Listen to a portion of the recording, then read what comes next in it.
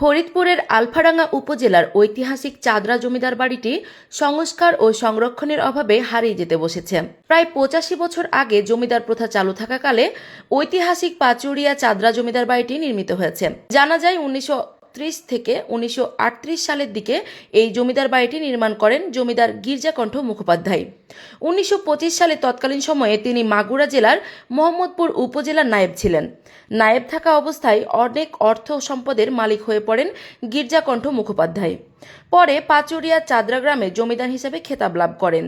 তখন জমিদার বাড়িটির অবস্থা ছিল মধুমতি নদীর তীরে এবং তার বাড়ির সামনে ছিল নৌকা ভেড়ানোর ঘাট। এই ঘাটে জমিদারের কয়েকটি বড় বড় নৌকা ছিল, যেগুলো জমিদারের পরিবারের চলাচল এবং তাদের মালামাল পরিবহনের জন্য ব্যবহার হতো। জমিদার গির্জাকণ্ঠ মুখোপাধ্যায় তৎকালীন সময়ে তার বাড়ির সামনে একটি হাট বসিয়েছিলেন। সেখানে স্থানীয় জনসাধারণ সহ বিভিন্ন এলাকার লোকজন কেনাবেচা করতেন। তবে এখন আর সেখানে হাট বাজার বসে না। জমিদার গির্জাকণ্ঠের নাম অনুসারে নদিয়ার চাঁদবাজারে পশ্চিমে একটি জায়গার নাম গির্জারচর নামকরণ করা হয়। বাংলাদেশের মহান মুক্তিযুদ্ধের সময় জমিদার গির্জাকণ্ঠ মুখোপাধ্যায় পরিবার পরিজন নিয়ে পার্শ্ববর্তী দেশ ভারতে চলে যান। তারপর থেকে তিনি আর দেশে ফিরে আসেননি। দ্বিতীয় তলা বিশিষ্ট এই বাড়িটির নিচের তলায় একটি বৈঠকখানা এবং উপরের তলায় শয়নকক্ষ রয়েছে।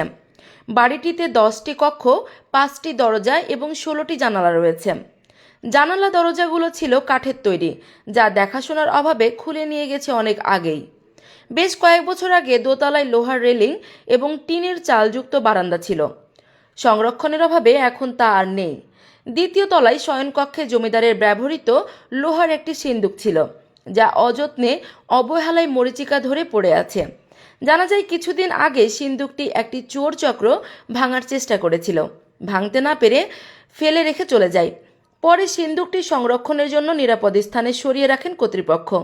বাড়িটির বিভিন্ন স্থানে বন জঙ্গল আগাছা জন্ম নিয়েছে, খসে পড়েছে ইট সুরকি।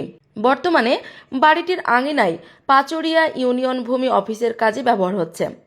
পর্যটক ও স্থানীয়দের দাবি, জমিদার বাড়িটি সংস্কারের মাধ্যমে সংরক্ষণ করে পর্যটন কেন্দ্র করলে নতুন প্রজন্ম পুরনো ইতিহাস ঐতিহ্য জানতে পারবে।